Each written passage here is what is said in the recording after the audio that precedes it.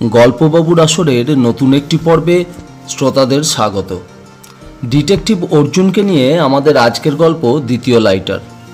যাঁরা আমাদের লাইটার রহস্য এই গল্পটি শুনেছেন তাঁরা জানেন আমেরিকার জোনস অ্যান্ড জোনস কোম্পানি এমন একটি লাইটার বানিয়েছে যার একটি বোতাম টিপলে একটি অদৃশ্য আগুন সিগারেট ধরাতে সাহায্য করে, আর অন্য বোতামটি টিপলে একটি অদৃশ্য রশ্মি বেরিয়ে যে কোনো মানুষকে অবশ করে দিতে পারে। কিন্তু এই লাইটারগুলি আমেরিকার জাতীয় নিরাপত্তার পক্ষে বিপজ্জনক হওয়ায় আমেরিকান সরকারের অনুরোধে জোনস অ্যান্ড জোনস লাইটারগুলি বাজার থেকে তুলে নেয়, কিন্তু দুটো লাইটার ফেরত পাওয়া যায় না। জোনস অ্যান্ড জোনস লাইটার দুটি হন্যে হয়ে খুঁজতে থাকে। তার একটি অমলদার সাহায্যে অর্জুন খুঁজে বের করে ভুটান বর্ডারে, কিন্তু বদমাশরা গ্রেনেড বিস্ফোরণে সেটিকে ধ্বংস করে দেয়। এবারের গল্পে দ্বিতীয় লাইটারের খোঁজ। এবার অর্জুন আমেরিকায়। সমরেশ মজুমদারের অনবদ্য লেখনীর গুণে তরতর করে এগিয়ে চলে গল্পটি। সমরেশ মজুমদারের লেখনীর মুন্সিয়ানা এই যে যারা বেড়াতে ভালোবাসেন তারাও লেখকের সঙ্গে সঙ্গী হয়ে যান তার নতুন ভ্রমণ পথে। লাইটার রহস্য গল্পটির লিঙ্ক এই গল্পের আই কার্ড, এন্ড স্ক্রিন ও ডেসক্রিপশনে দেওয়া রইল। আসুন শুরু করা যাক লাইটার রহস্যের দ্বিতীয় পর্ব, দ্বিতীয় লাইটার।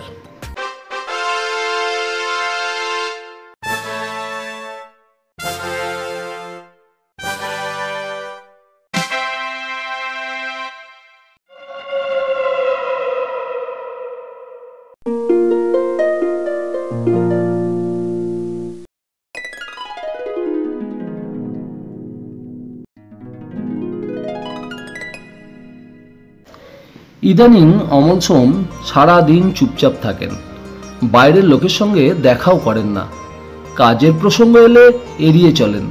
অর্জুন দেখেছে অমলদার সঙ্গী যে বইগুলো তার সবই ঈশ্বর সম্পর্কিত। ওরকম সচল মানুষ এত চুপচাপ হয়ে যাবেন ভাবা যায় না। সেই জোনস অ্যান্ড জোনসের লাইটার রহস্যের পর থেকেই এই ব্যাপার। এদিকে জোনস অ্যান্ড জোনস কোম্পানি দ্বিতীয় লাইটারটি উদ্ধার করার জন্য তাদের সাহায্য চাইছে। এ বাবদ যা খরচ হবে তা জোনস অ্যান্ড জোনস বহন করবে এবং সেই সঙ্গে ভালো পুরস্কারের ব্যবস্থাও থাকছে। স্বভাবতই অর্জুন উত্তেজিত, কিন্তু তারপর থেকেই অমলদা যেন হঠাৎ বৈরাগী হয়ে গেলেন। একদিন অর্জুনকে বললেন, এসব আর আমার ভালো লাগে না, তুমি তো এখন বেশ ম্যাচিওর, যা কেস আসবে এখন থেকে তুমিই ডিল করবে। দ্বিতীয় লাইটারটি কোথায় আছে অর্জুন জানে না, কিন্তু Jones and Jones new York থেকে প্রায় তাগাদা দিচ্ছে। অমলদা চিঠিপত্র লিখেছিলেন অর্জুনের নামে। ওরা তো জানে না অর্জুনের বয়স কত। চিঠিপত্র আসছে অর্জুনের নামেই। ওরা প্রয়োজনে আমেরিকায় যাওয়ার কথা লিখেছে, কারণ FBI যে দুটো লাইটারের একটাকেও খুঁজে বের করতে পারেনি, অর্জুন তার একটাকে বের করে নিশ্চিন্ত করেছে। সেই কৃতিত্ব তারা স্বীকার করেছে। অর্জুন পাসপোর্টের দরখাস্ত করেছিল কিছুদিন আগে বাংলাদেশ বেড়াতে যাবে বলে। সেখানে 9 মাসের দেওয়ার থাকেন এখনও, সেটা হাতে এসেছে।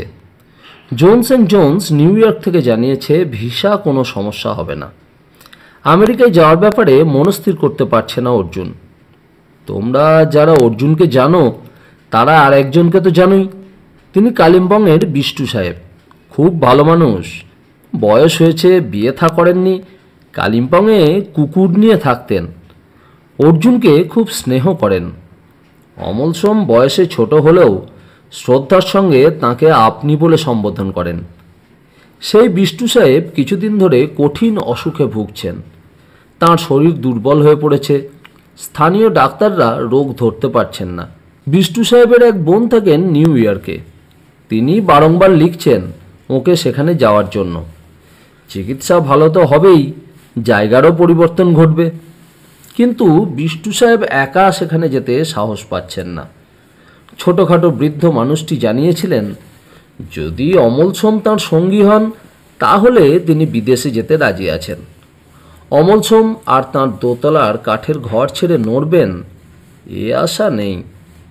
জোনস অ্যান্ড জোনসের আমন্ত্রণ আর বিষ্টু সাহেবের শরীরের কারণে বিদেশ যাওয়া, গন্তব্যটা যখন এক, তখন অর্জুন এক দুপুরে গিয়ে হাজির হলো কালিম্পংয়ে। বাজার ছাড়িয়ে বাঁদিকে তিব্বতী কারুশিল্পের শোরুমকে রেখে অর্জুন হাঁটছিল। এখন তার শরীর 5 ফুট 10 ইঞ্চি লম্বা, ছিপছিপে, সামান্য মেদ নেই, ফর্সা গালে তরুণ রবীন্দ্রনাথের মতো দাড়ি, যা কিনা এখনও কালচে ভাব ধরেনি। অর্জুন হাঁটছিল খুশি মনে। কালিম্পংয়ের পাহাড়টাকে তার ভালো লাগে। কি শান্ত আর নীল চাদর মুড়ে চুপচাপ বসে থাকে চারপাশে। রাস্তাটা যাচ্ছে সার্কিট হাউসের দিকে, আরও ছাড়ালে দূরবীন নাড়া। এই পথেই ডান দিকে বিষ্টু সাহেবের কটেজ। কিছু নেপালি মেয়ে বোধহয় স্কুল ফেরত ভর দুপুরেই বাড়ি যাচ্ছে। 2-1 তিব্বতী গম্ভীর মুখে বেরিয়ে গেল পাশ দিয়ে। রাস্তাটা যেখানে গুলতির মতো দুটুকরো হয়েছে, সেখানে গিয়ে দাঁড়াতেই সে মানুষটিকে দেখতে পেল। পাহাড়ের শরীরে প্রায় নাক লাগিয়ে কিছু দেখছেন। লম্বায় অন্তত 6'2", বিশাল চেহারা, নীল জিন্সের ওপর সামার জ্যাকেট, মুখে এক জঙ্গল কাঁচা পাকা দাড়ি, মাথায় বারান্দা দেওয়া নেপালি টুপি, হাতে ছড়ি আর চুরুট। এই লোকটিকে কোথায় যেন দেখেছে বলে মনে হচ্ছিল অর্জুনের। খুব চেনা, অথচ ঠাহর করতে পারছিল না। এত মগ্ন হয়ে আছেন যে বিশ্ব চরাচর ওর কাছে মুছে গেছে যেন। অর্জুন দাঁড়িয়ে পড়ল, কারণ ভদ্রলোকের হাতের চুরুট তার জ্যাকেটের গায়ে যে কোনো মুহূর্তে আগুন ধরাতে পারে। কিন্তু সেই মুহূর্তেই তিনি সোজা হয়ে দাঁড়ালেন। তার চোখ পড়ল অর্জুনের ওপর। অদ্ভুত, ভাবতেও পারিনি এখানে এসে একে দেখতে পাবো। ঘন ঘন দাড়ি মুখ নাড়ছিলেন ভদ্রলোক। তারপর উহ বলে চুরুটটাকে ছুঁড়ে দিলেন রাস্তায়। তার হাতে অবশ্যই ছ্যাঁকা লেগেছিল। দাড়িওয়ালা মানুষটাকে মুহূর্তেই ভালো লাগলো অর্জুনের। শিশুর সারল্য আচরণে বড্ড চেনা। সে হেসে জিজ্ঞেস করল, কিছু যদি মনে না করেন, কি দেখতে পেলেন জানাবেন? অফকোর্স। ভদ্রলোক নিজের ছ্যাঁকা লাগা দুটো আঙুল ঠোঁটের ওপর থেকে সরিয়ে বললেন, রেয়ার টাইপ অফ পপি, সুইজারল্যান্ডেও দেখতে পাইনি। আমার বন্ধু হেনরি ডিমককে বললে এক্ষুনি ছুটে আসবে, কিন্তু বলবো না, সারপ্রাইজ দেব। সেবার আইসল্যান্ড থেকে ফিরে ওকে একটা ফসিল দিয়েছিলাম, এবার পপি। অর্জুন ফুলটাকে দেখল। এই ধরনের জংলি ফুল পাহাড়ের সর্বত্র ছড়িয়ে থাকে। বিশেষভাবে কোনোদিন নজর করেনি সে।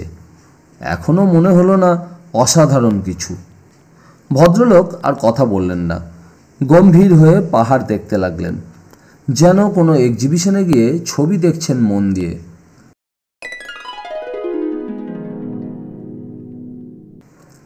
বিষ্টু সাহেবকে বারান্দায় বসে থাকতে দেখবে আশা করেনি সে। সিঁড়ি ভেঙে ওপরে উঠেই সুন্দর বাগানটার পাশে বারান্দায় নজর যেতেই বিষ্টু সাহেব যেন লাফিয়ে উঠলেন। আরে অর্জুন, কি আশ্চর্য, তুমি! ভাবাই যায় না। এসো এসো। অসুস্থ মানুষটির মুখ উজ্জ্বল হয়ে উঠল আন্তরিক হাসিতে। দুটো হাত বাড়িয়ে ওঠার চেষ্টা করার আগেই অর্জুন সেখানে পৌঁছে গেল। ব্যস্ত হবেন না, আপনি বসুন। কেমন আছেন? আর আছি। হঠাৎ যে কি হলো, এখন তো বারান্দায় বসে তোমার সঙ্গে কথা বলছি। মাসখানেক আগেও বিছানা ছাড়তে পারতাম না। কেমন দেখছো? ঠিক আছে? শেষ দুটো শব্দ শুনে হাসি পেলেও মাথা নাড়ল অর্জুন। ওটা বিষ্টু সাহেবের একটা মুদ্রা দোষ। দোষ কেন বলে কে জানে। বলল, একটু রোগা হয়ে গেছেন। ডাক্তাররা কি বলছে? ফালতু, মানুষের শরীরে রোগ যে ধরতে পারে না, সে কিসের ডাক্তার? তিনি কোথায়? কে, অমলদা? অর্জুন বিষ্টু সাহেবকে অমলদার বৈরাগ্যের কথা জানালো। শুনে আফসোসের শব্দ উচ্চারিত হলো বিষ্টু সাহেবের মুখে। ছি ছি, ও অমন প্রতিভা যাকে বলে পর্বত প্রমাণ। তাকিয়ে দেখছো কি? শুয়ে শুয়ে অনেক বাংলা পড়ে ফেলেছে। হ্যাঁ, পর্বত প্রমাণ প্রতিভার কি অপচয়। ছি ছি, আমি তো আজই চিঠি লিখবো ভাবছিলাম। অত বড় লাইটার অভিযান আমাকে বাদ দিয়ে হলো? তোমাদের খুঁটিমারি রেঞ্জ ছাড়া সব কটাতেই তো আমি আছি। দেহপট শনে নাট, সকলই হারায়। অবাক থেকে কৌতুকে পৌঁছে গেল অর্জুন। ওই লাইনটা অভিনেতাদের সম্বন্ধে বলা হয়েছে, কিন্তু আপনি লাইটারের কথা জানলেন কি করে? অমলদা কি লিখেছিলেন? তিনি লিখলে কোনো আফসোস থাকতো না। আমাকে পড়তে হলো কিনা বিদেশি কাগজে। বিদেশি কাগজ? অর্জুন আরো অবাক। ও ঘরে যাও, ওঠো। হ্যাঁ হ্যাঁ, বাঁ দিকের টেবিলে ভাঁজ করা আছে। কি কাগজ ওটা? New York Times. তার দ্বিতীয় পাতা খোলো। ওপরে কি লেখা? চেয়ারে বসে বলে যাচ্ছেন তিনি। অর্জুন কাগজটার সামনে দাঁড়িয়ে পুলকিত। বড় বড় হরফে ছাপা, one missing lighter traced by an young Indian investigator. তার নিচে বিস্তারিত বিবরণ। এমনকি অর্জুনের কৃতিত্বে যে এটা সম্ভব হয়েছে তাও লেখা। সমস্ত শরীরে যেন কদম ফুটল অর্জুনের। সাগর পাড়ের একটা কাগজে তার কথা এমনভাবে লেখা হবে তা তার কল্পনাতেও ছিল না। কাগজটাকে রেখে দিয়ে সে বারান্দায় এসে দাঁড়াতেই বিষ্টু সাহেব তৃপ্তির হাসি হাসলেন। I am happy. আমি তোমাকে কতবার বলেছি জলপাইগুড়িতে বসে থেকো না, আর তোমার মধ্যে সম্ভাবনা আছে, ঠিক আছে? আপনি নিউ ইয়র্ক টাইমস লেখেন? কালিম্পংয়ে ওসব পাওয়া যায়?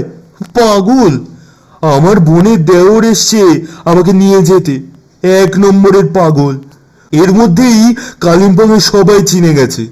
এত জোরে হাসে যে এই বাগানের পাখিগুলো আর বসতে চায় না। মেজাজ ছিল, মেজাজেও মিলিটারি। আমারই মতো ব্যাচেলার। একটু আগে ফুল দেখতে বেরিয়ে গেল। কেন, রাস্তায় দেখনি? বিষ্টু সাহেব বোধহয় অনেক দিন বাদে অনর্গল কথা বলছেন, কারণ তার মুখে এবার একটু ক্লান্তির ছাপ। অর্জুন মাথা নাড়ল। মুখে দাড়ি, হাতে চুরুট। ঠিক আছে। বলতে না বলতে পায়ের শব্দ হলো। অর্জুন দেখল মেজর ফিরছেন। তার কোলে একটা নেড়ি কুকুরের বাচ্চা। মুখে স্নেহ যেন ঝরে পড়ছে। বিষ্টু সাহেব সোজা হয়ে বসলেন। No no, never. এই বাড়িতে কুকুর ঢুকবে না। লিলি নেই, ওর পর এই বাড়িতে আর কুকুর দেখতে চায় না। হ্যাঁ, ঠিক আছে? বিশাল চেহারার ভদ্রলোক হঠাৎ জবুথবু হয়ে গেলেন। অসহায় জীব, রাস্তায় কুঁকড়ে পড়েছিল। মনে হচ্ছে এর শরীরে মেক্সিকান ব্লাড আছে, মেক্সিকান উলফের ব্লাড। বিষ্টু সাহেব হাঁ হয়ে গেলেন। অর্জুন দেখল নেড়ি কুকুরটাকে বুকের মধ্যে সন্তর্পণে চেপে ভদ্রলোক কাতর চোখে তাকিয়ে আছেন। এই মুহূর্তে ওকে কিছুতেই মেজর বলে মনে হচ্ছে না। বিষ্টু সাহেব বিড়বিড় করলেন, নেড়ি কুকুরে মেক্সিকান ব্লাড? আমাকে কুকুর চেনাচ্ছে। নামানো হোক ওটাকে। হ্যাঁ, এই তু তু তু তু, এটা আও আও, তু তু তু তু। নেড়ি বাচ্চাটা সুট সুট করে এসে বিষ্টু সাহেবের পা চাটতে লাগলো। ভদ্রলোক হাত ঝাড়লেন। তার সব কটা দাঁত ঝিলিক দিল দাড়ির ফাঁকে। ঠিক একরকম, বুঝলেন? সেবার মেক্সিকোতে গিয়েছি, মরুভূমিতে এক ধরনের নেকড়ে দেখতে। হেনরি ছিল সঙ্গে। দেখি নেকড়ের বাচ্চা, ঠিক এইরকম গায়ের লোম, তাকানোর ভঙ্গি। হেনরির পা চাটলো ওই একই ভঙ্গিতে। বাচ্চাটাকে বাঁচাতে পারেনি। মেক্সিকান ফক্স কি করে এদেশে এলো তাও বুঝতে পারছি না। কুকুরেরা বোধহয় ভবিষ্যৎ দেখতে পায়, না হলে এই নেড়ি কুকুরটি গুটগুট করে কেন ঘরের ভেতর ঢুকে যাবে? সেই দিকে তাকিয়ে বিষ্টু সাহেব একটি প্রবল নিঃশ্বাস ত্যাগ করলেন। ওহ, লিলি, লিলি রে! সামনে দাঁড়িয়ে ভদ্রলোক নাক কুঁচকে প্রশ্ন করলেন, লিলিকে? বিষ্টু সাহেব বুকে হাত দিলেন। আমার পাঁজর, এই যে ওইখানে ওকে শুইয়ে রেখেছি। সঙ্গে সঙ্গে যেন ভূমিকম্প হলো। ভূমিকম্প শব্দটি মনে করা ছাড়া কোনো উপায় রইল না। কানের পর্দা ফেটে যাওয়ার উপক্রম হচ্ছে হাসির আওয়াজে। একটা পাহাড়ি কাক বসেছিল গ্ল্যান্ডিফ্লোরার ডালে। ভয় পেয়ে ডানায় শব্দ করে উড়ে গেল। পেটে হাত দিয়ে হাসি থামিয়ে ভদ্রলোক বললেন, ও, ভাবতেই পারিনি আপনি আর একটা কুকুরের শোক করছেন। এই, আপনাকে যেন কোথায় দেখেছি। ওহো, একটু আগেই, তাই না? শেষ দুটি প্রশ্ন অর্জুনকে। সে ঘাড় নেড়ে হ্যাঁ বলল। বিষ্টু সাহেব বেজার মুখে বললেন, এইরকম বিতিকিচ্ছিরি হাসিটা একটু নিচে স্কেলে ধরা যায় না? তৃতীয় পাণ্ডব ইনি হলেন মেজর। মেজর আমার বোনের দেওর, আর মেজর ই হলো তৃতীয় পাণ্ডব। বুঝতে পারা গেল না? নিউ ইয়র্ক টাইমসে যে তরুণ বঙ্গ সন্তানটির কথা লেখা হয়েছে, এই হলো সেই অর্জুন। মেজরের মুখের অভিব্যক্তি দাড়ির কারণে দেখা যায় না বটে, কিন্তু চোখ দুটো যে বিস্মিত এবং পুলকিত হয়ে উঠল তাতে সন্দেহ নেই। অত্যন্ত গাঢ় গলায় তিনি হাত বাড়িয়ে দিয়ে বললেন, I am glad to meet you. এত অল্প বয়সে এত বড় কাজ করেছেন, আহা, বড়ই সুন্দর। অর্জুন লজ্জা পাচ্ছিল।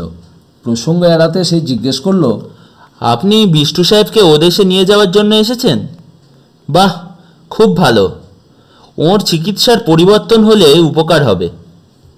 শুনুন তাহলে, উনি যাবেন কিনা মনস্থির করতে পারছিলেন না, অথচ আপনার স্নেহধন্য এই তরুণ গোয়েন্দাটি বলছে গেলে আপনার উপকার হবে। মেজর চুরুট ধরালেন। অর্জুন প্রতিবাদ করল, আমি গোয়েন্দা নই, সত্য সন্ধানী। কি সন্ধানী? সত্য মানে ফ্যাক্ট? সন্ধানী মানে যে খোঁজে?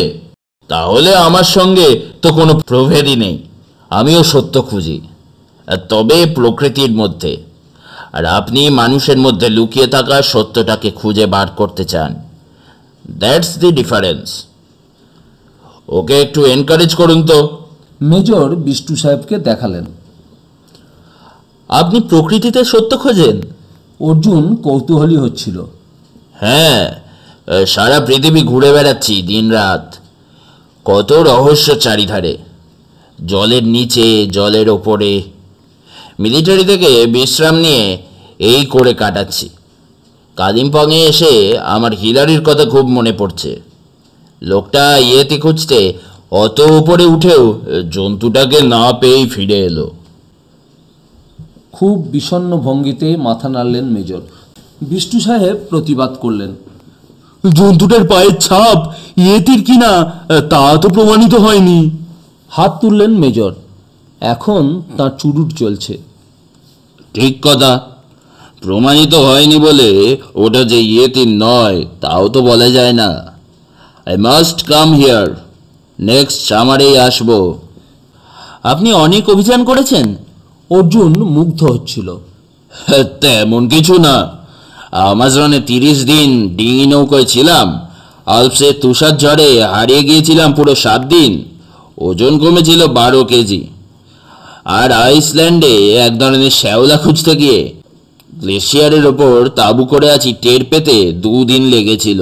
তবে সব থেকে মারাত্মক হয়েছিল হারলেমে একটা নিগ্রো ফ্যামিলির কাছে আফ্রিকায় যাওয়ার নিমন্ত্রণ জানাতে গিয়ে। আর 2 জন নিগ্রোর সঙ্গে অলওয়েট বক্সিংয়ে 3টে পাঁজর ভেঙেছিল। আমি কোনো অন্যায় সহ্য করতে পারি না। No, never. আপনার শরীর কেমন আছে? ঝুঁকে জিজ্ঞেস করলেন মেজর। আছি আর কি। বিষ্টু সাহেব বিরস গলায় বললেন, well, then we will start tomorrow. ঘোষণা করলেন মেজর। না, মনে হচ্ছে শরীর এখানেই সেরে উঠেছে। প্রতিবাদ জানালেন বিষ্টু সাহেব। নো, না, নাই, নো, নাই, নাই। চিৎকার করে উঠলেন মেজর। মানে? বিষ্টু সাহেব ভেবাচাকা খেয়ে গেলেন। এগুলো সবই না। ফ্রেঞ্চ, জার্মান, ইটালিয়ান, স্প্যানিশ আর ডাচ ইত্যাদি ভাষায়, আন্তর্জাতিক ভাষায় প্রতিবাদ করলাম। অন্যায় করছেন এখানে পড়ে থেকে। অন্যায় আমি সহ্য করতে পারি না। আপনাকে যেতেই হবে। আপনি কি বলেন? মেজর অর্জুনের দিকে তাকালেন। অর্জুন মাথা নাড়ল। বিষ্টু সাহেব, আপনি চলুন। আমাকে জোনস অ্যান্ড জোনস কোম্পানি আমন্ত্রণ করেছে আমেরিকায় যাওয়ার জন্য। আপনি গেলে আমিও যাব। সঙ্গে সঙ্গে উৎফুল্ল হলেন বিষ্টু সাহেব। তুমি যাবে? বাহ, তাহলে আমি রাজি। ঠিক আছে। অর্জুন দেখল মেজরের মুখ তখনও গম্ভীর। সে বলল, আপনি আমাকে আপনি বলবেন না। কত ছোট আপনার চেয়ে আমি। মেজর ঘরের দিকে পা চালাতে চালাতে বললেন, ঠিক আছে, ট্যাঙ্ক ব্রাহ। বিষ্টু সাহেব তড়িঘড়ি জিজ্ঞেস করলেন, এটা আবার কোন দেশের ভাষা? ঘরে ঢোকার আগে মেজর বললেন, এটা সুইডিশ ভাষা, মানে ভেরি ওয়েল।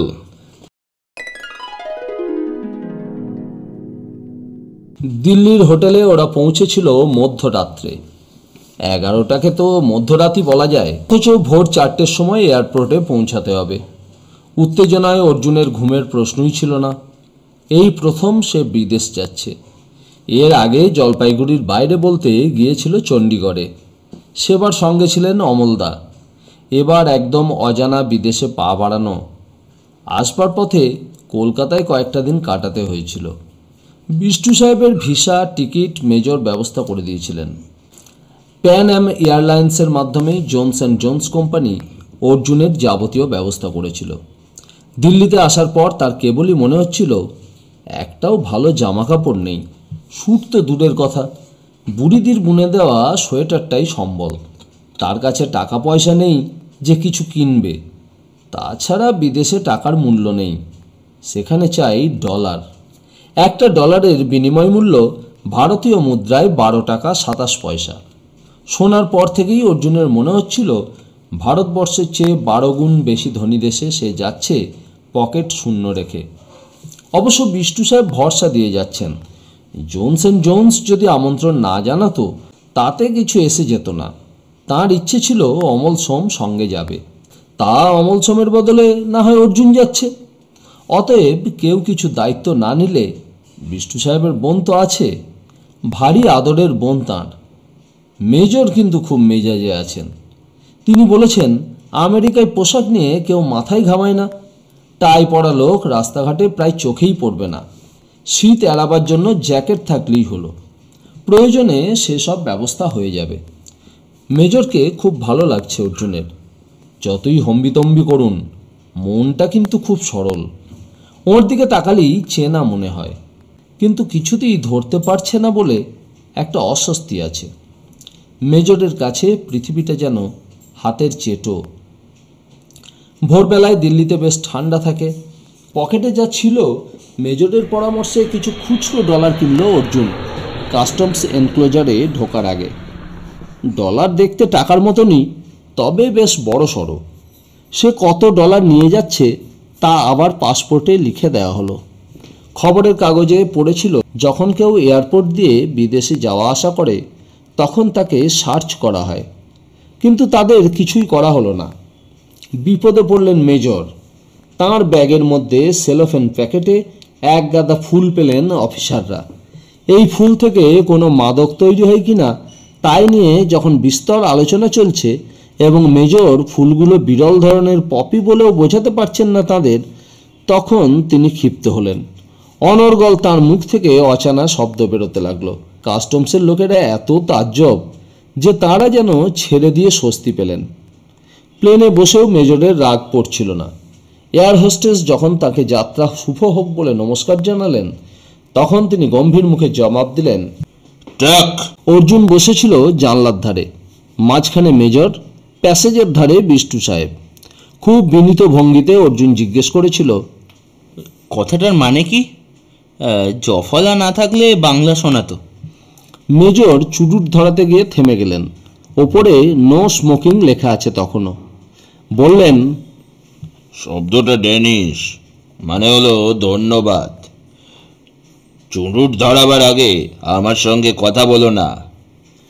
প্লেনের ভেতরটা বিশাল। সামনের দিকটায় বোধহয় বেশি দামের টিকিট। সুন্দরী এয়ার হোস্টেসরা সবাই বোধহয় আমেরিকান। প্লেনটা তো ওই দেশেরই। কোনো আসন খালি নেই। এত লোক প্রতিদিন বিদেশে যায়। ভোর হচ্ছিল বাইরে। জানলা দিয়ে অন্ধকার মুছতে দেখল অর্জুন। নিচে, অনেক নিচে ভারতবর্ষ পড়ে রয়েছে। আকাশের কি কোনো নাম আছে? কিন্তু কি আশ্চর্য, প্লেনটা ঘণ্টাখানেক বাদে যখন করাচিতে থামল তখন অন্ধকার যায় যায়। আরে, এতক্ষণে তো রোদ ওঠার কথা। মাইকে স্থানীয় সময় যা বলল তা ভারতীয় ঘড়ির সঙ্গে মিলছে না। অর্জুনের খুব মজা লাগছিল। তারা বোধহয় সূর্যকে পিছনে ফেলে এগিয়ে যাচ্ছে।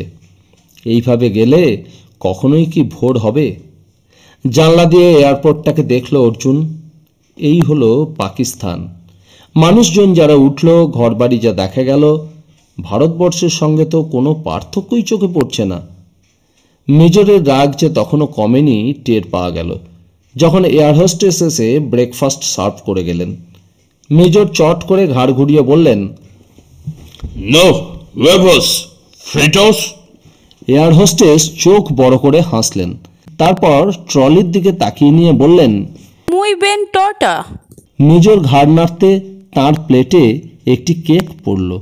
আরও কিছুক্ষণ সেই অবদ্ধ বাক্য বিনিময় করে এয়ার হোস্টেস এগিয়ে গেলেন। অর্জুন লক্ষ্য করল মেজরের মুখে প্রশান্তি ফিরে এসেছে। বিষ্টু সাহেব খাবার মুখে নিয়ে অর্জুনকে বললেন, ইতালিয়ান, কেকের ইতালিয়ান কি বলবো? কে বলেছে ওটা ইটালিয়ান? শব্দটা এত জোরে মুখ থেকে বের হলো যে বেশ কয়েকটা খাবারের টুকরোও তার সঙ্গী হলো। কাগজের রুমালে নিজের শরীর যে পরিষ্কার করছেন বিষ্টু সাহেব তা অর্জুন দেখল, কিন্তু লক্ষ্যই করলেন না মেজর এক নিঃশ্বাসে বলে যাচ্ছেন, না জেনে মন্তব্য করা আমি দুচক্ষে পছন্দ করি না। এই মেয়েটাকে দেখে মনে হলো ক্যালিফোর্নিয়া অঞ্চলে বাড়ি। আমি স্প্যানিশে বললাম ডিম ভাজা খাবো না, ওখানকার মানুষ স্প্যানিশ একটু আধটু জানে, তা আমায় বলল কেক খাও, আর আপনি বলছেন এটা ইটালিয়ান। বিষ্টু সাহেব নীরবে প্লেট পরিষ্কার করলেন। দিল্লিতে আসার পর থেকেই ওর শরীর যেন চনমনে হয়ে উঠেছিল। গম্ভীর গলায় জিজ্ঞেস করলেন, কেক শব্দটি স্প্যানিশ কি? মেজর বললেন, টোটা। পাশ দিয়ে একজন এয়ার হোস্টেস ফিরছিলেন। বিষ্টু সাহেব তাঁর দিকে একটা আঙুল তুলে বললেন, ওটা লাইটার রহস্যের অর্ধেক সমাধানের পর থেকে অস্বস্তিটা রয়ে গিয়েছিল। পৃথিবীর কোনো এক কোণায় এখন একটি লাইটার রয়ে গেছে, যা নিয়ে শুধু জাল অথবা চোরাকারবারিরা তৎপর নয়। ওই মারাত্মক ক্ষমতাবান লাইটারটির গঠন কৌশল জেনে গেলে সারা পৃথিবীর পক্ষে বিপদ হতে পারে। একটা নিরীহ দেখতে লাইটারের দ্বিতীয় বোতাম টিপলে অদৃশ্য রশ্মি 10 ফুট বেরিয়ে এসে যে কোনো মানুষকে অবশ করে ফেলতে পারে। আশেপাশে দাঁড়িয়েও কেউ সেটা বুঝতে পারবে না। ওই বস্তুটির নকল করার চেষ্টা ব্যর্থ হয়েছে এখনো পর্যন্ত, কিন্তু অদৃশ্য রশ্মির ব্যবস্থা না করতে পেরে ওরা মিনি গ্রেনেড ঢোকাতে পেরেছে ওই ছোট লাইটারের খোলে। প্রস্তুতকারক জোনস অ্যান্ড জোনস কোম্পানি খুবই বিব্রত। আমেরিকান সরকার তাদের বিরুদ্ধে মামলা করতে পারে। কেন দুটো লাইটার সতর্কতা সত্ত্বেও হারিয়ে গেল? একটি বিনষ্ট হয়েছে খবর পেয়েও তাদের স্বস্তি নেই। অর্জুন এই ব্যাপারটা নিয়ে অনেক ভেবেও কোনো কুল কিনারা পায়নি। তবে জালিয়াতরা হংকং, থাইল্যান্ড থেকে নেপাল হয়ে তরাই ভুটান অঞ্চলে যে কাজকর্ম চালাতে চেয়েছিল তা ওই ঘটনার পর ভেস্তে গিয়েছে। কিন্তু পৃথিবীর আর কোনো অঞ্চলে যে এই মুহূর্তে কাজ শুরু হয়নি তা কে বলতে পারে? প্যান অ্যামের এই প্লেন এবার থামবে ফ্রাঙ্কফুর্টে। এর মধ্যে দুটো সিনেমা দেখতে পেয়েছে ওরা, দুটোই জেমস বন্ডের ছবি। বিষ্টু সাহেব আর অর্জুনই ছবি দেখল। মেজর নাক ডাকিয়ে ঘুমোলেন প্রায় 5 ঘন্টা। খুব সুখী মানুষই ওভাবে চটপট নাক ডেকে ঘুমোতে পারে। ফ্রাঙ্কফুর্ট যখন এলো তখন স্থানীয় সময় আর ওদের ঘড়ির সময়ে অনেক তফাৎ। মালপত্র সব প্লেনেই থাকবে, ওদের শুধু কয়েক ঘন্টার জন্য এয়ারপোর্টের ট্রানজিট লাউঞ্জে থাকতে হবে, কারণ এই সময়ে প্লেনের ঝাড়পোঁছ তেল ভরার কাজ সেরে নেওয়া হবে। প্লেনের দরজা দিয়েই এয়ারপোর্ট বিল্ডিংয়ের দোতলায় চলে এলো ওরা, লাইন করে। এরকম ব্যবস্থা দমদম কিংবা দিল্লিতে দেখেনি অর্জুন। মাটিতে পা পর্যন্ত দিতে হলো না। ওর মনে হলো বৈধ ভিসা ছাড়া যাতে বিদেশিরা ওদের দেশের মাটিতে পা রাখতে না পারে, তাই জার্মানরা এই ব্যবস্থা করেছে। যাই হোক, তবু তো সে জার্মানিতে এলো। বিষ্টু সাহেব প্রথমেই উচ্চারণ করলেন, হিটলারের দেশে। মেজর সঙ্গে সঙ্গে চটে গেলেন, নাইন বিট্টু, জার্মান মানে হিটলার? আশ্চর্য। দাড়িতে হাত বুলিয়ে বোধহয় সংযত করলেন তিনি নিজেকে। তারপর গড়গড় করে অন্তত 10-12 জন জার্মানের নাম আউড়ে গেলেন, যারা প্রত্যেকেই স্মরণীয় মানুষ। বিষ্টু সাহেব বললেন, লোকটার কথাই মনে পড়লো আগে। কেন? এই আশ্চর্য। কিন্তু এই জায়গাটা তো পৃথিবীর যে কোনো দেশের হতে পারে। অন্তত 3 ফার্লং লম্বা ঝকঝকে প্যাসেজের দুপাশে আলো ঝলমল দোকান এবং অফিস ঘর। প্রতিটি দোকানের জিনিসপত্র শুল্কবিহীন। অর্জুন বিস্মিত হয়ে শেষ প্রান্তে চলে এলো হাঁটতে হাঁটতে। বিভিন্ন এয়ারলাইন্সের ট্রানজিট প্যাসেঞ্জাররা প্যাসেজের মাঝে মাঝে রাখা চেয়ারে বিশ্রাম নিচ্ছেন। মেজর বললেন, এখানে আমার এক বন্ধু আছে, আপনারা কেউ যাবেন আমার সঙ্গে? বিষ্টু সাহেব মাথা নাড়লেন। আমি এই চেয়ারে বসে মানুষ দেখব। জার্মানিতে এসে একটা জার্মান দেখতে পাচ্ছি না, তোমরা বরং ঘুরে এসো। অর্জুন মেজরের সঙ্গী হলো। মেজর বললেন, ওরা ওই এয়ারপোর্টের বাইরে যেতে দেবে না আমাদের, ভিসা থাকলে দিত। ফ্রাঙ্কফুর্টের বিখ্যাত জিনিস হলো অপেরা। আমি সাজেসন হাউসেনে অপেরা দেখেছি। দ্বিতীয় বিখ্যাত বস্তু হলো আপেলের তৈরি মদ, ওদের জাতীয় মদ। আহা, অমৃত। একটি দোকানে ঢুকে মেজর একটা হাত ওপরে তুলে চিৎকার করে বললেন, গুটেন টাক। টাক মাথা লোকটার মুখ উজ্জ্বল হলো। তিনিও হাত তুললেন। Guten Tag. ভেরি গ্যাটেস ই নেন বলে করমর্দনের জন্য হাত বাড়ালেন। মেজর হাতটা ধরে প্রবল ঝাঁকুনি দিয়ে বললেন, জের গুড। শব্দগুলোর এক বর্ণ বুঝতে পারছিলেন না অর্জুন। মেজর আরও কিছুটা শব্দ খরচ করার পর লোকটি অর্জুনের দিকে তাকিয়ে ইংরেজিতে বললেন, ওয়েলকাম ওয়েলকাম। এত অল্প বয়সে আপনি এত প্রতিভাবান। আপনার সঙ্গে পরিচিত হয়ে গর্বিত হচ্ছি। এই সময় আর একজন খদ্দের দোকানে ঢুকে কাউন্টারে দাঁড়াতে টাক মাথা ভদ্রলোক বলে ছুটে গেলেন তার কাছে। লোকটার পরনে চমৎকার স্যুট, চোখে চশমা, বয়স 30-এর সামান্য ওপরে। যা নেবেন সেটা জানিয়ে ভদ্রলোক পকেট থেকে সিগারেটের প্যাকেট বের করে অলস ভঙ্গিতে একটা সিগারেট নিয়ে ওদের দিকে তাকালেন। অর্জুন চোখ ফিরিয়ে নিল। টাক মাথা ফিরে এলে বেশ কিছুক্ষণ কথা বলে ভদ্রলোক বেরিয়ে গেলেন সিগারেট না ধরিয়ে। এমন হতে পারে তিনি লাইটার কিনতে এসে না পেয়ে ফিরে গেলেন। কিন্তু পাশের টেবিলের ওপর স্তূপ করা দেশলাই রয়েছে। জলপাইগুড়িতে যেসব দেশলাই দেখেছে সেরকম নয়। বাক্সের বদলে পাতার মধ্যে আটকানো কাঠি। লোকটা তো এই একটাতে সিগারেট ধরাতে পারত। মেজর ততক্ষণে বন্ধুর সঙ্গে গল্প শুরু করেছিলেন। অর্জুন চটপট বাইরে বেরিয়ে এলো। অন্তত 8-10টি প্লেনের যাত্রীরা ট্রানজিট লাউঞ্জে ঘুরে বেড়াচ্ছেন। প্রতিটি মানুষই যথেষ্ট ধনী। অর্জুনের মনে হলো এখানে কোনো গরিব নেই, অন্তত পোশাক এবং আচরণে। লোকটি হাঁটছিল অত্যন্ত অলস ভঙ্গিতে। তার ডান হাতে সিগারেটটি ধরা, তাতে এখনও আগুন পড়েনি। প্যাসেজের পাশে রাখা চেয়ারগুলিতে অনেকে বসে। তাদের একজন লোকটিকে দেখে উঠে দাঁড়ালো। ওর বয়স বেশি, দুজনেই বিদেশি। দেখে কোন দেশের তা অর্জুনের পক্ষে ঠাওর করা সম্ভব নয়, কিন্তু দ্বিতীয় লোকটিকে বোঝা যায়। ওর তাকানো শরীর বলে দেয় সহজ পথের মানুষ লোকটি নয়। তাছাড়া লোকটার কাঁধে বেশ ভারী একটা ব্যাগ ঝুলছে। টুকিটাকি ছাড়া সবাই জিনিসপত্র প্লেনেই রেখে এসেছিল। অত বড় ভারী ব্যাগটি লোকটি ইচ্ছে করে বইছে কেন? ওরা কি কথা বলছে তা বোঝা এত দূর থেকে অসম্ভব। 2-3 জনের ইংরাজি এর মধ্যে কানে এসেছিল, যার উচ্চারণ এমন যে চেনা শব্দও অচেনা হয়ে যায়। লোক দুটো এখন পাশাপাশি হাঁটছে নিজেদের মধ্যে কথা বলতে বলতে। দুপাশের দোকান বা জনতার দিকে আর মন দিচ্ছে না। অর্জুনের মনে হলো যদি ও লাইটার কিনতে যেত তাহলে না পেয়ে অন্য দোকানে খোঁজ করত। লাইটার ছাড়া অন্য কিছু হলেও তো এইটা সঙ্গত ছিল, কিন্তু সে কেন ওই লোক দুটোকে অনুসরণ করছে? অর্জুন দাঁড়িয়ে পড়ল। তারপর মেজরের জন্য পিছন ফিরল। কিন্তু কি আশ্চর্য, সব দোকান যে একরকম দেখাচ্ছে। দোকানের গায়ে যে নাম লেখা তা ইংরাজিতে নয়। প্রতিটি দোকান তন্ন তন্ন করে খুঁজে সেই দোকান বা মেজরকে দেখতে পেল না। এমনকি বিষ্টু সাহেব যে চেয়ারটায় বসেছিলেন সেটাও নজরে আসছে না।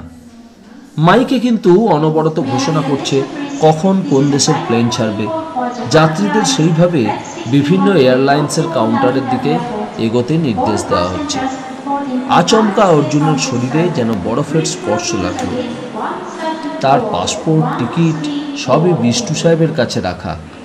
যদি ওরা তাকে না পেয়ে প্লেনে উঠে পড়ে তাহলে সে কি করবে?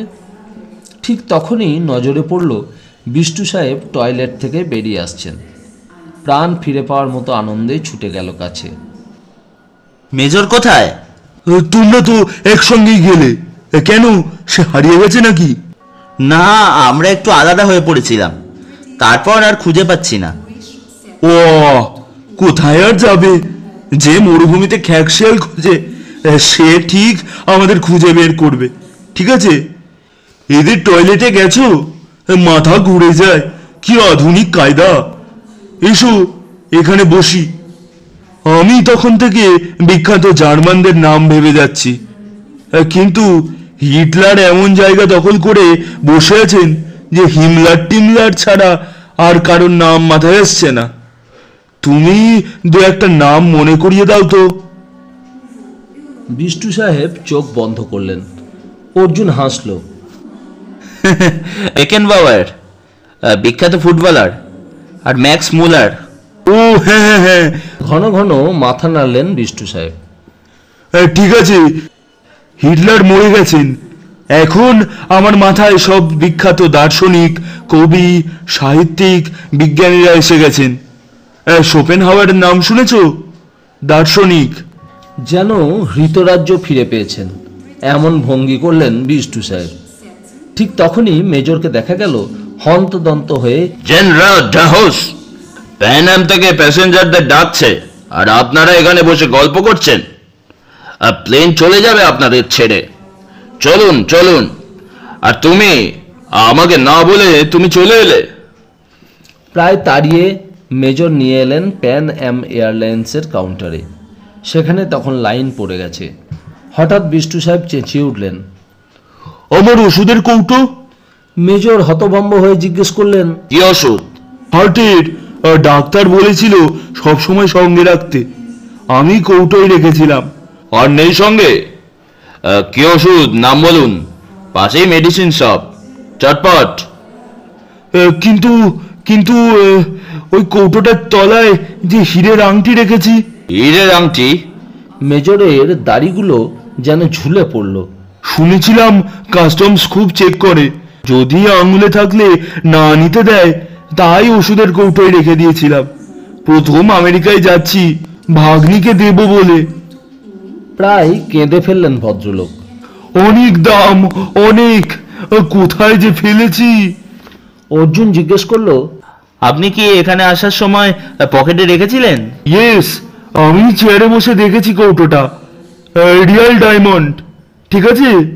সঙ্গে সঙ্গে মেজর ছুটলেন বিষ্টু সাহেব যেখানে চেয়ারে বসেছিলেন সেখানে।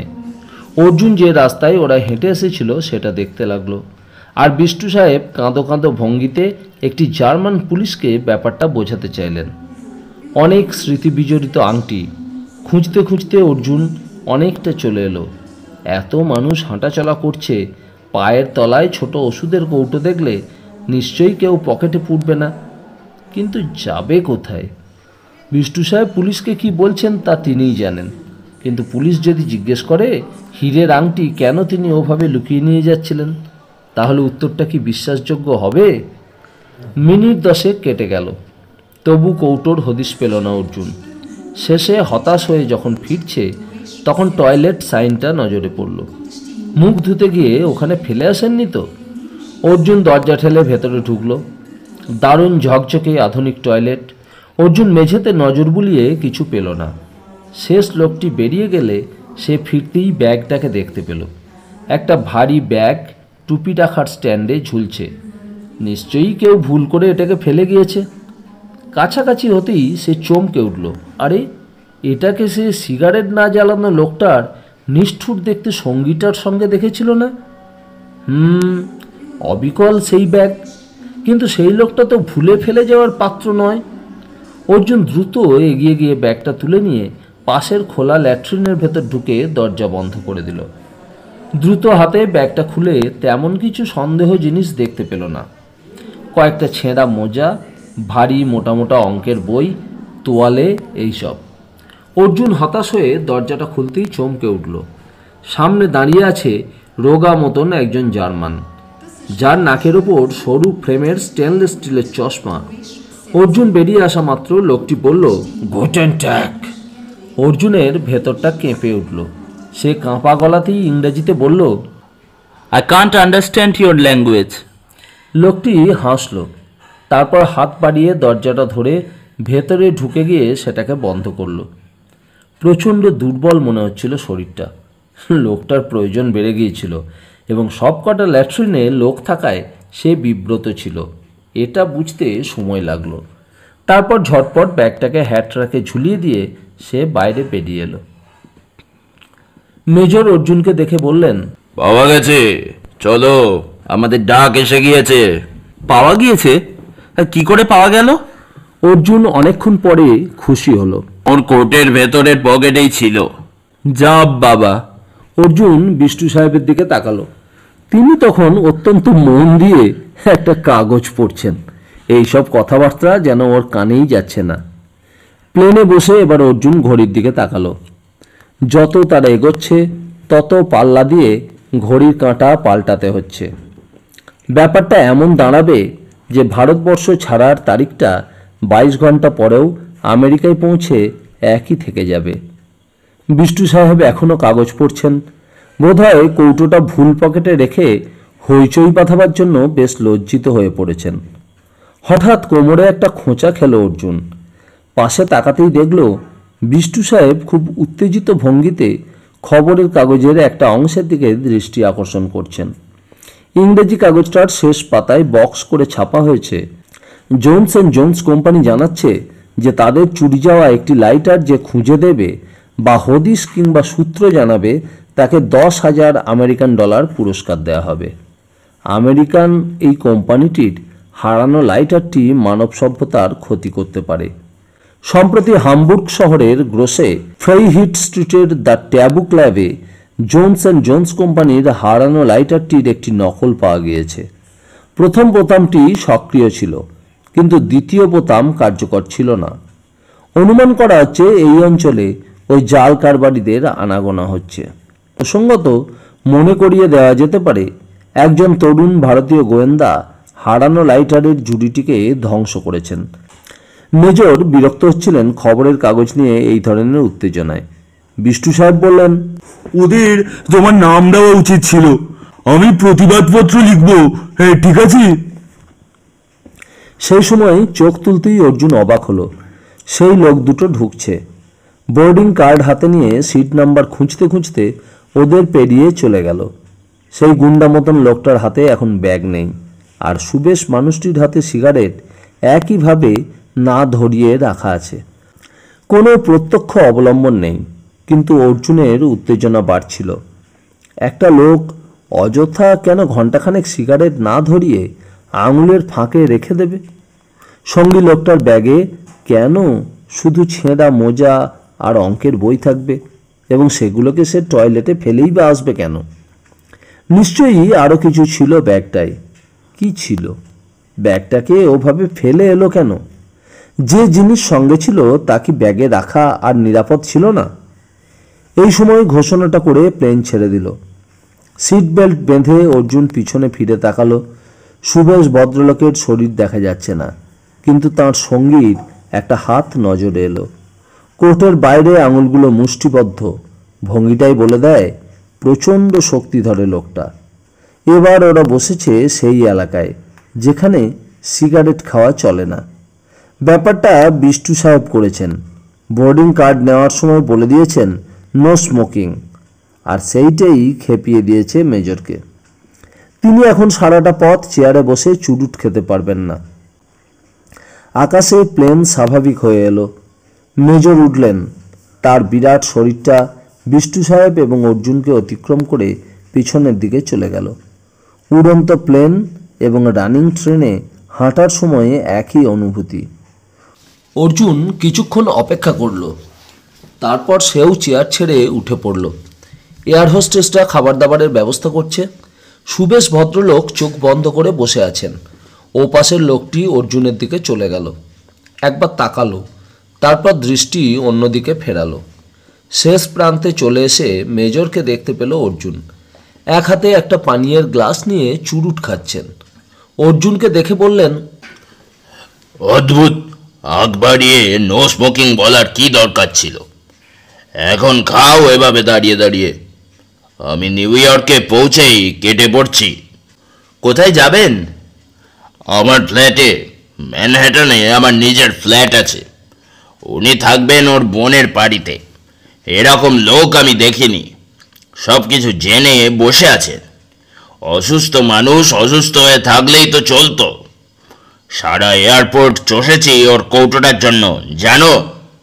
মেজর এক চুমুকে পানীয়টা শেষ করে চুরুটে টান দিলেন।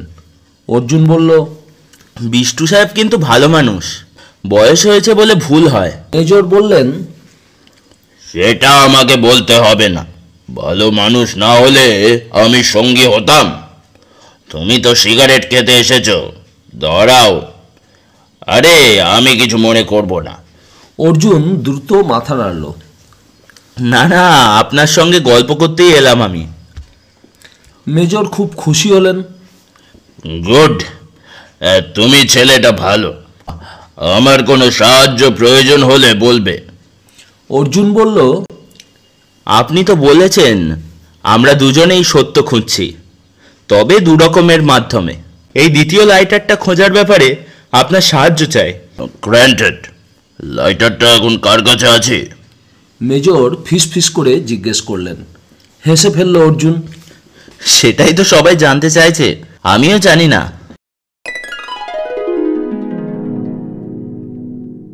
ওপর থেকে মনে হচ্ছিল একেই বোধহয় বলে হীরের মালা। কেনেডি এয়ারপোর্টের আলো নিউ ইয়র্ক শহরকে রহস্যময়ী করে তুলেছিল। বিষ্টু সাহেব আপ্লুত হয়ে বললেন, অনবদ্য, এই দারুণ দৃশ্য, তাই না? প্লেন থেকে নেমে প্রথমেই অর্জুনের মনে হলো সে আমেরিকায়। ঠান্ডা তো তেমন নেই। তারপরে খেয়াল হলো তারা প্লেনের পেট থেকে সোজা চলে এসেছে এয়ার কন্ডিশনড বিল্ডিংয়ের ভেতরে। বাইরের ঠান্ডা এখানে ঢুকবে কেন? কিন্তু এয়ারপোর্ট বিল্ডিংয়ের ভেতরে এসে মনে হচ্ছে যেন খুব বড় কোনো শহরে ঢুকে পড়েছে। এত ব্যস্ততা, কিন্তু তাড়াহুড়ো নেই, চিৎকার নেই। অর্জুন লক্ষ্য করছিল সেই দুটো লোককে। ইমিগ্রেশন এবং কাস্টমসের বাধা ডিঙিয়ে ওরা তাদের সঙ্গে বাইরে এলো। এখন সুবেশ লোকটির হাতে সিগারেট নেই। প্লেনের ক্যারিয়ারে রাখা মালপত্রের জন্য সবাই যখন অপেক্ষা করছিল, তখনই ওদের দুটো সুটকেস এসেছিল। সুবেশ লোকটা যে সুটকেসটি ধরেছিল তার উপর লেখা আছে 1532, রাস্তা 30, ম্যানহাটন। বিষ্টু সাহেবের বোন এবং ভগ্নিপতি এসেছিলেন এয়ারপোর্টে। দাদাকে পেয়ে স্বভাবতই খুব খুশি। তাঁরা এবং বিষ্টু সাহেব চাইছিলেন অর্জুন ওদের ওখানে গিয়ে উঠুক, কিন্তু প্রত্যেকের অনুরোধ নস্যাৎ করে দিলেন মেজর। না না, এখন থেকে আমাদের একসঙ্গে অনেক কাজ করতে হবে। তোমাদের ওখানে মাঝে মাঝে দেখা করতে যাব। আলাদা গাড়িতে ওঠার আগে বিষ্টু সাহেব বললেন, শরীরটা একটু সারিয়ে তুলি, তারপর আবার তোমার সঙ্গে যাব। অভিযান টভিযান হলে আমাকে বাদ দিও না, ঠিক আছে? মেজর ট্যাক্সি নিলেন না। বললেন, ট্যাক্সিতে ওঠা মানে গলা বাড়িয়ে দেওয়া। ডলার যাবে এক গাদা, তার চেয়ে বাসে উঠে এসো। বাইরে কিন্তু বেশ ঠান্ডা। অর্জুনের খুব শীত করছিল। একটা পুরো হাতা সোয়েটারে শীত আটকাচ্ছে না। সঙ্গের মালপত্র বেশি না থাকায় বাসে আপত্তি করল না কেউ। ঢোকার সময় 90 সেন্ট জমা দিয়ে ঢুকতে হয়। মেজরই দুজনেরটা দিয়ে দিলেন। সন্ধে হয়েছে। রাত্রে নিউ ইয়র্ক দেখতে জানলার বাইরে তাকাচ্ছিল সে। মেজর বললেন, নো নো, এটা নিউ ইয়র্ক নয়, কেনেডি শহর থেকে অনেক দূরে। বাসে সাদা কালো দুই ধরনের মানুষ আছে। প্রত্যেকের অঙ্গে ভালো শীতবস্ত্র। হঠাৎ নিজেকে খুব গরিব গরিব বলে মনে হচ্ছিল। বাইরে তাকিয়ে অর্জুন শুধু বুঝতে পারল তারা দারুণ ঝকমকে একটা রাস্তা দিয়ে যাচ্ছে। বাস যেখানে শেষ করলো সেই জায়গাটার নাম টাইম স্কোয়ার। অর্জুনের মনে হলো যেন দেয়ালির উৎসব হচ্ছে চারধারে, এত আলো, এত সাজগোজ যে চোখ ধাঁধিয়ে দেয়। মেজরের সঙ্গে ফুটপাত ধরে হাঁটতে খুব ভালো লাগছিল, ঠান্ডা সত্ত্বেও। ম্যানহাটনে ওর ফ্ল্যাটে পৌঁছাতে সময় লাগলো বেশ, তবু নিয়মটা অদ্ভুত। মোটা কাঠের দরজা ঠেলে ভেতরে ঢুকে যে ফ্ল্যাটে যেতে চাও সেই ফ্ল্যাটের নম্বরে টেলিফোন করলে তারা যাচাই করবে তুমি কে। পছন্দ হলে সেখান থেকে বোতাম টিপলে ওপাশের দরজাটা খুলে যাবে। সেইটা দিয়ে ভেতরে ঢোকার পর লিফট পাবে। চাবি ছাড়া এবং অনুমতি না পেলে দ্বিতীয় দরজা খুলবে না। নিজের ফ্ল্যাটের দরজা খুলে মেজর ঘোষণা করলেন, এখন থেকে এটাকে নিজের বলেই ভাববে। ওপাশের দুটো বিছানা যে কোনো একটাই তুমি শুতে পারো। ওখানে কিচেন আছে, কিছু খাবার আমি যাওয়ার সময় রেখে গিয়েছিলাম, নষ্ট হবার কথা নয়। কাল বাজার করব। আর এই নাও নিউ ইয়র্কের ম্যাপ। আমি এখানে আছি, এই স্পটটায়। বাড়ির নম্বর, টেলিফোন নাম্বার লিখে নেবে, ওকে? বলতে বলতেই টেলিফোন বাজলো। অর্জুন একটা সোফায় আরাম করে বসলো। প্লেনে যা খাইয়েছে আর খিদের প্রশ্ন নেই। ঘরটায় বেশ গরম আছে। মেজর তখন টেলিফোনে কথা বলছিলেন। গুডা হোল স্টোর ডেট টিল টাক ব্রা। এটা কোন ভাষা বুঝতে পারল না অর্জুন। কিছুক্ষণ পর মেজর ফিরে এসে বললেন, আমার এক সুইডিশ বন্ধু ফোন করেছিল। রাশিয়ান রকেট বিস্ফোরণ সুইডেনে খুব প্রতিক্রিয়া সৃষ্টি করেছে। জলের তলায় একটা নীল রঙের শ্যাওলা হচ্ছে। ও সেই শ্যাওলা দেখতে যাচ্ছে। আমার চুরুট। মেজর আচমকা পকেটে হাত দিলেন। এ পকেট সে পকেট খোঁজার পর নিজের ব্যাগ হাতড়ালেন।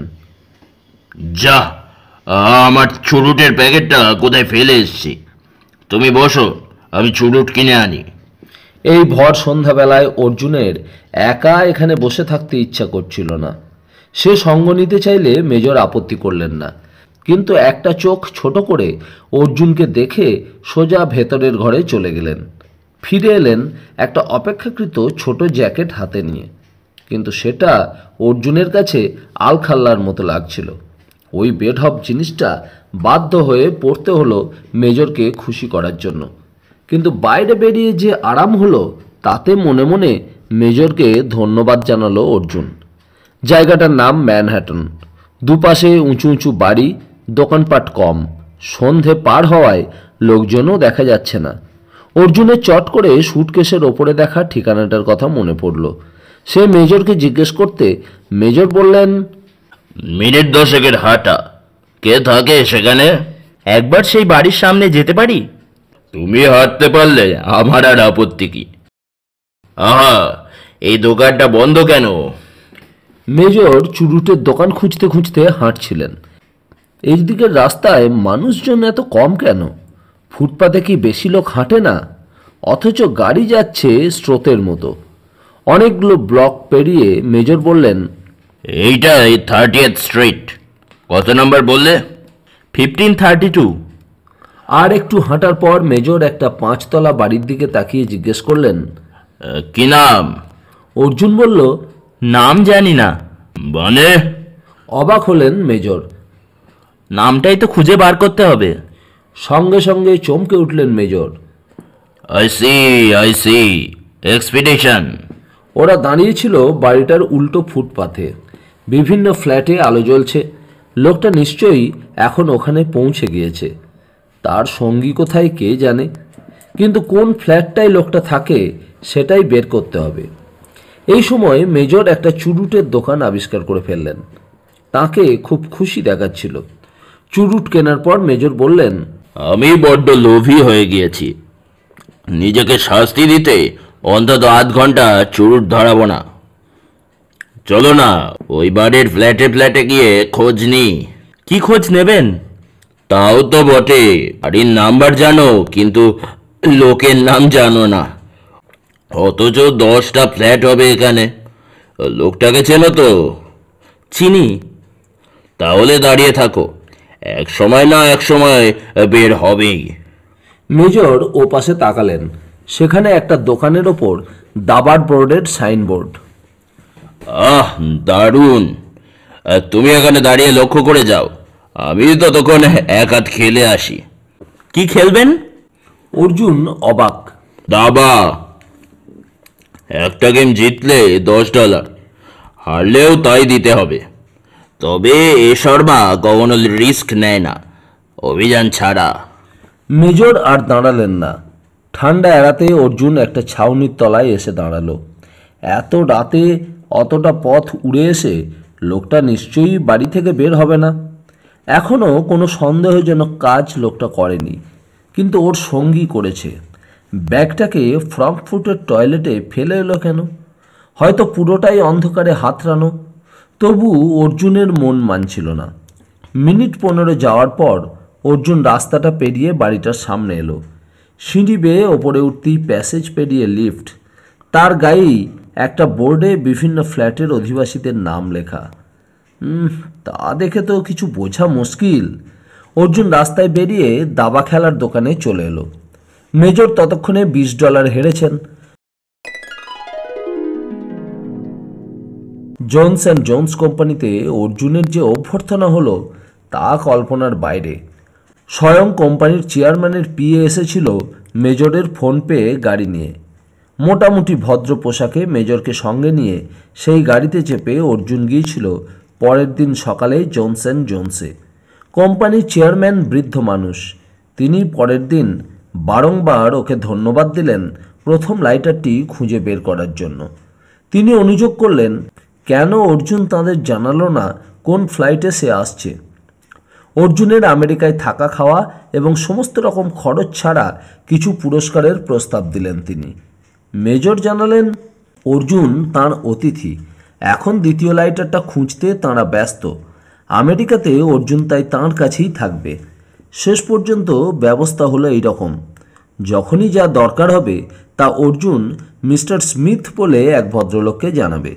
তিনি সঙ্গে সঙ্গে তার ব্যবস্থা করবেন।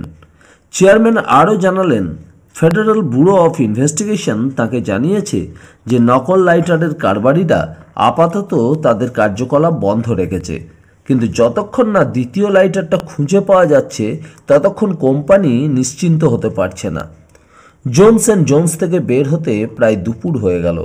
মেজর ওকে নিয়ে ঢুকলেন ম্যাকডোনাল্ড কোম্পানির রেস্তোরাঁয়। অল্প দামে ভালো খাবার দেওয়ার জন্য এই কোম্পানি প্রতিটি শহরে এই রকম অনেক দোকান করেছে। মেজর কাউন্টার থেকে খাবার আনতে গেলে অর্জুন রাস্তার মুখোমুখি একটা চেয়ারে বসলো।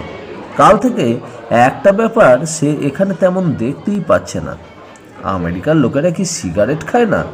একটা মানুষও চোখে পড়ছে না যার হাতে সিগারেট আছে। একমাত্র মেজর ছাড়া চুরুট খাচ্ছেন এমন কেউও সামনে আসেনি। তাছাড়া মেজর চুরুট কিনেছিলেন একটা পেট্রোল পাম্প থেকে, তারাই সিগারেট চুরুট বিক্রি করে। অর্জুন রাস্তাটা দেখলো, কারো মুখ থেকে ধোঁয়া বের হচ্ছে না, অথচ এদেশের কোম্পানি লাইটার তৈরি করেছিল বাজারে চালু করতে। চেয়ারম্যান বললেন সেটা বিক্রি হয়েছিল যারা আত্মরক্ষা করতে অস্ত্র চায় তাদের উদ্দেশ্যে, রিভলভারের বদলে লাইটার। কিন্তু লাইটারের প্রথম কাজ তো সিগারেট ধরানো। প্লেনে একটা বুলেটিনে সে পড়েছে আমেরিকায় অন্যান্য চাষের মাত্র 6% তামাক চাষ হয়। খাবার নিয়ে উল্টো দিকের টেবিলে এসে বসলেন মেজর। এদের মিল্কশেকটা দারুণ। হ্যাঁ, নিউ ইয়র্ক নিশ্চয়ই ঘুরে দেখতে চাও? Statue of liberty? এখনই না, বেশ বেশ, যখন ইচ্ছা হবে বলবে। আচ্ছা, আমরা এখন কি করব? অ্যাড্রেস নিয়ে তো কোনো লাভ হলো না। ফ্ল্যাট নাম্বার জানি না, মানুষের নামও জানি না, মুশকিল। তোমাদের বিষ্টু সাহেবের সঙ্গে দেখা করতে যাবে নাকি? কথাগুলো বলতে বলতেই মেজর তার নিজের প্লেট অবলীলায় শেষ করে ফেলেছেন। অর্জুনের মনে হচ্ছিল মেজর ওরকম শখানেক প্লেট অবলীলায় শেষ করতে পারেন, অথচ খাবারগুলো এত ভারী, অথচ সুস্বাদু যে অর্জুনের মনে হচ্ছিল বিকেল পর্যন্ত আর খেতে হবে না। সে জবাব দিল, বিষ্টু সাহেবের বাড়িতে না হয় বিকালে যাব, কিন্তু আমি আরেকবার ওই বাড়িটার সামনে যেতে চাই। মেজর কাঁধ নাচালেন, তারপর মুখ ফিরিয়ে চিৎকার করে উঠলেন, হাই চার্লি, ওপাশ থেকে একটি রোগা নিরীহ দেখতে নিগ্রো এগিয়ে এলো সাদা দাঁত বের করে। High major! অর্জুন অবাক হয়ে গেল। কোনো নিগ্রো এত রোগা হতে পারে তা তার ধারণাই ছিল না। লোকটা কথা বলছে খুব শান্ত ভঙ্গিতে, বোধহয় মেজরের অনেক দিনের পুরনো বন্ধু, কিন্তু পোশাক দেখে মোটেই মনে হয় না খুব আরামে আছে লোকটা। মেজর নিগ্রোটির কোমরে হাত রেখে ঘনিষ্ঠ হয়ে দাঁড়িয়ে অর্জুনের দিকে তাকালেন। এই হচ্ছে চার্লস, আমার সঙ্গে মেক্সিকো এক্সপিডিশনে গিয়েছিল, দারুণ চোর। শেষ শব্দটায় হকচকিয়ে গেল অর্জুন। মেজর কিন্তু একই গলায় অর্জুনের পরিচয় দিয়ে যাচ্ছেন চার্লিকে। সেটা শেষ হলে চার্লি অর্জুনের সঙ্গে হাত মিলিয়ে একগাল হেসে বলল, glad to meet you. Arjun মেজরকে বাংলায় জিজ্ঞেস করলো, উনি কি করেন বলছিলেন? এখন কিছু করে না বলল, তবে ওর চুরির খুব নামযশ আছে। 11 বার জেল খেটেছে। হ্যাঁ, সিরিয়াসলি। তারপর হেনরি ডেমক ওকে আমাদের অভিযাত্রের সঙ্গে ঢোকায়। ওহো, হেনরি এখন শহরে নেই, নইলে তোমার সঙ্গে আলাপ করিয়ে দিতাম। আমেরিকায় এসে অর্জুন এই প্রথম একজন চোর দেখল যে দাঁত বের করে সরল হাসে। কিন্তু এই লোকটির সঙ্গে মেজরের যা ভাব দেখা যাচ্ছে সেটা শুধুই চোর হলে হতো না। চার্লি অর্জুনকে জিজ্ঞেস করলো, তুমি আমেরিকায় বেড়াতে এসেছ? খুব ভালো কথা। এখানকার মানুষের সঙ্গে আলাপ করো। স্ট্যাচুর চেয়ে মানুষ অনেক বেশি ইন্টারেস্টিং। খুব ভালো লাগলো কথাটা। অর্জুন সরাসরি এবার জিজ্ঞেস করলো, তুমি চুরি করো? করতাম। হোয়াইট হাউস থেকে বাজি রেখে অ্যাস্ট্রে চুরি করেছিলাম এক সময়। এই নিয়ে ঘ্যাম দিতে এসো না, আমার ভালো লাগে না, উদাসীন গলায় বলল চার্লি। 30th স্ট্রিটে পৌঁছে মেজর যথারীতি দাবা খেলতে গেলেন। বিভিন্ন টেবিলে দাবার বোর্ড নিয়ে লোক বসে আছে। আগের দিন হেরে যাওয়ার বদলা নিতে বসে গেলেন মেজর। তিনি চলে গেলে একটা চুরুটের প্যাকেট বের করলো চার্লি। বলল, স্মোকিং খুব খারাপ অভ্যাস, মেজরকে পরে ফেরত দিয়ে দিও। ওরকম নাইস জেন্টলম্যান শুধু শুধু শরীর খারাপ করবে কেন? অর্জুন অবাক হয়ে গেল। মেজরের পকেট থেকে কখন হাত সাফাই করলো চার্লি? দাবা খেলতে খেলতে চুরুট ধরাতে গিয়ে ফাঁপড়ে পড়বেন মেজর। ব্যাপারটা নিয়ে আর কথা না বলে অর্জুন সেই বাড়িটা দেখালো চার্লিকে। এর মধ্যে সে চার্লিকে প্লেনের ঘটনাটা বলেছে। সে ইচ্ছা করেই লাইটার প্রসঙ্গ চেপে গেছে। লোকটি রহস্যজনক, ওর সম্পর্কে সে জানতে চায়। চেহারার বর্ণনা শুনেছে চার্লি, তারপর হেসে বলেছে, তোমার কথা শুনে মনে হচ্ছে ইটালিয়ান। ইটালিয়ানরা রেস্টুরেন্টে খেতে খুব ভালোবাসে। ওই ব্লকে একটা ইটালিয়ান রেস্টুরেন্ট আছে। এই এখন তো লাঞ্চ খাওয়ার সময়, চলো ওখানে যাওয়া যাক। ওদের পল্লো বলিটো খেতে আমার খুব ভালো লাগে। ব্যাপারটায় মন সায় না দিলেও অর্জুন রাজি হলো। তার পকেটে কয়েকটা ডলার একই অবস্থায় রয়েছে। চার্লির অভিজ্ঞতা যদি ঠিক হয় তাহলে ইটালিয়ান রেস্টুরেন্টের মালিক নিশ্চয়ই এই লোকটার বর্ণনা শুনে চিনতে পারবে। রেস্টুরেন্টটা বড়, শুধু ইটালিয়ান নয়, অন্যান্য জাতের লোকেরা যেভাবে খাচ্ছে টেবিলে টেবিলে, তাতে এই দোকানের রান্না সম্পর্কে সন্দেহ থাকছে না। চার্লি আর অর্জুন একটা টেবিলে বসতেই বয় এসে মেনু এগিয়ে দিল। প্রথমে লেখা আছে পাস্তিনা ইন ব্রোডো, টর্টেলিনি ইন ব্রোডো, কর্ন কার্নে, কোটলেট, বিস্টেকা, ম্যাঞ্জো, পোল্লো, রিসোট্টো, ক্যাসাট্টা। অর্জুন এর মাথামুন্ডু বুঝতে পারছে না দেখে চার্লি জিজ্ঞেস করলো, তোমার কি এখনো খিদে আছে? অর্জুন মাথা নাড়ল, না, মেনুটা দেখছিলাম শুধু। চার্লি বলল, তুমি তাহলে একটা গেলাইটো খাও। নিজের খাবারটাও দিতে বলল সে। গেলাইটো মানে যে আইসক্রিম, তা দেওয়ার পর বুঝতে পারল অর্জুন। তাই খেতে খেতে চারপাশে মুখ ফিরিয়ে দেখছিল। না, কোথাও সেই সুবেশ ভদ্রলোক নেই। খাওয়া হয়ে গেলে অর্জুন দাম মেটালো। মোট $6 খরচ হলো তার। এবং তখনই নজরে পড়ল সেই গুন্ডা টাইপের লোকটাকে। কাউন্টার থেকে খাবার প্যাকেট নিয়ে সে বেরিয়ে যাচ্ছে। সঙ্গে সঙ্গে অর্জুন ইশারা করলো চার্লিকে। চার্লি চোখ ছোট করে দেখল লোকটাকে। ওরা খানিকটা দূরত্ব রেখে অনুসরণ করছিল। হঠাৎ চার্লি দ্রুত এগিয়ে গিয়ে লোকটার পাশাপাশি হাঁটতে লাগলো।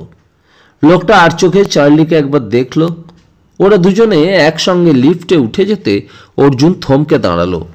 লিফটে আরও দুজন মহিলা উঠলেন। মিনিট 5 বাদে চার্লি নেমে এলো শীষ দিতে দিতে। অর্জুন খুব উত্তেজিত ছিল। সে জিজ্ঞেস করলো, কি হলো, তুমি সোজা ওপরে উঠে গেলে? সোজা ওপরে? ও নামলো 3 তলায়, বাঁ হাতের প্রথম ফ্ল্যাটে। আমি 5 তলায় উঠে একটু সময় নিয়ে ফিরে এলাম। চলো একটু ওপাশে যাই। দ্রুত পা চালিয়ে একটু আড়ালে চলে এসে পকেট থেকে একটা ব্যাগ বের করলো চার্লি, মানি ব্যাগ। অর্জুন জিজ্ঞেস করলো, কি ব্যাপার? এটা ওই লোকটার পকেটে ছিল। কি আছে দেখি এর মধ্যে। বাহ, প্রচুর ডলার আছে। 10, 20, 30, 160। লোকটার ছবি আর্মান্ডো ডিকোরো। চার্লি হাসল। লোকটা সত্যি ইতালিয়ান। তুমি তুমি ওর ব্যাগ চুরি করেছো? অর্জুন বিশ্বাস করতে পারছিল না, কিন্তু ও জানবে যে পকেট থেকে পড়ে গেছে। এবার অর্জুন হাসল। চার্লি চমৎকার একটা রাস্তা বের করেছে ওই ফ্ল্যাটে যাওয়ার।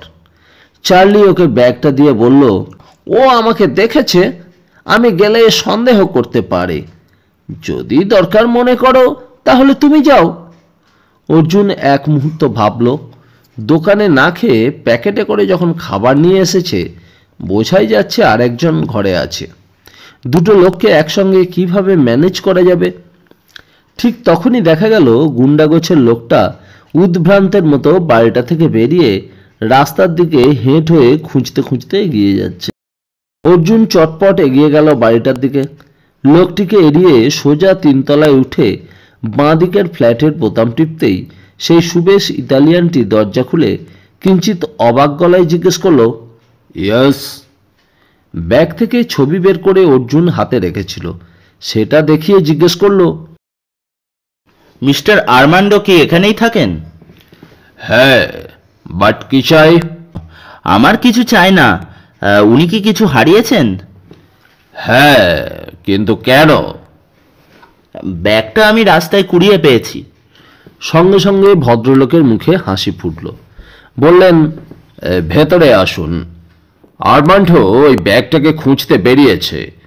তা কি নাম আপনার? আমি পাওলো। আমি অর্জুন, প্রাচ্য দেশ থেকে এসেছি। ইচ্ছে করেই ভারত শব্দটা উচ্চারণ করল না সে। আই সি, কিন্তু আপনাকে খুব চেনা চেনা মনে হচ্ছে। এই কোথায় দেখেছি বলুন তো? আমি এদেশে নতুন। অর্জুন অস্বস্তিতে পড়ল। এই সময় দরজায় আর্মান্ডো এসে দাঁড়ালো। তার মুখে চোখে বিভ্রান্তি। পাওলো বললেন, এই ভদ্রলোককে ধন্যবাদ দাও হে, তোমার ব্যাগ রাস্তায় পেয়ে ফেরত দিতে এসেছেন। অর্জুন ব্যাগটা ফেরত দিতেই আর্মান্ডো সেটাকে খুলে ডলারগুলো গুনে বলল, ধন্যবাদ, কিন্তু আমার পকেট থেকে কখনোই ব্যাগ পড়ে না, তবুও ধন্যবাদ। অর্জুন পকেট থেকে সিগারেটের প্যাকেট বের করে বলল, আমি একটু আগুন পেতে পারি? পাওলো বললেন, নিশ্চয়ই। তারপর উঠে একটা দেশলাইয়ের পাতা এগিয়ে দিল। আপনাকে আমি ফ্র্যাঙ্কফুর্টে দেখেছি। ইয়েস, আপনি কাল এদেশে এসেছেন। তার মানে আমরা একই প্লেনে ছিলাম, তাই না? অর্জুন বিপদের গন্ধ পেল।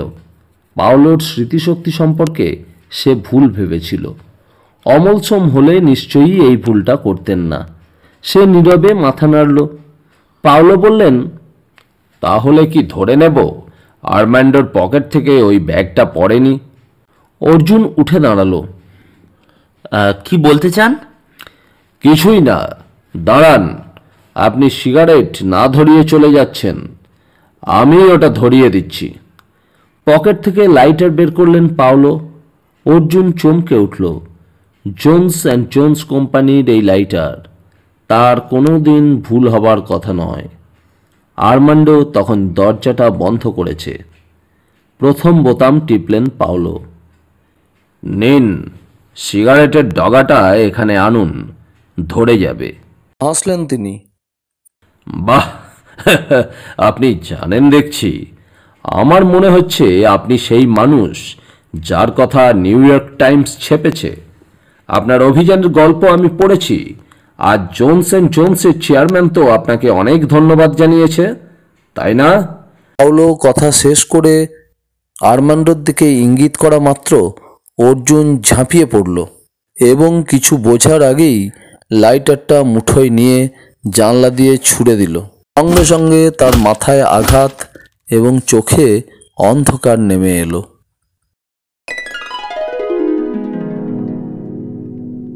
জ্ঞান ফিরলে অর্জুন প্রথমে ভালো করে তাকাতে পারছিল না।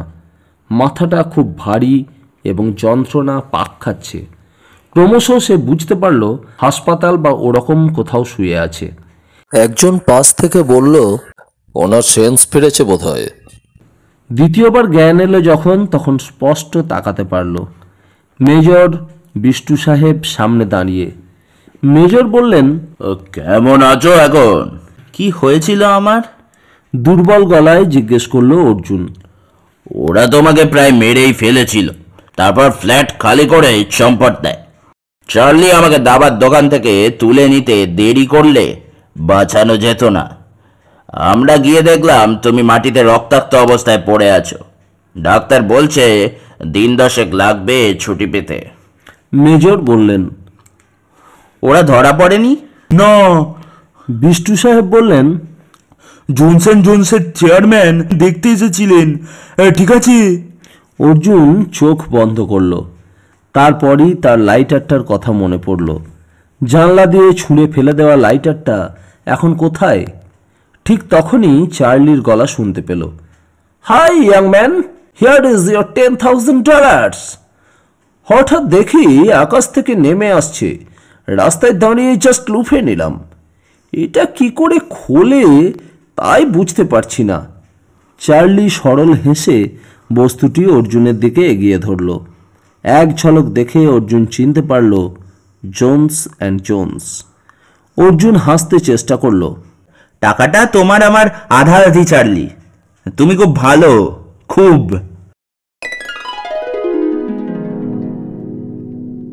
এতক্ষণ শুনছিলেন অর্জুন সিরিজের গল্প লাইটার রহস্যের দ্বিতীয় পর্ব, দ্বিতীয় লাইটার।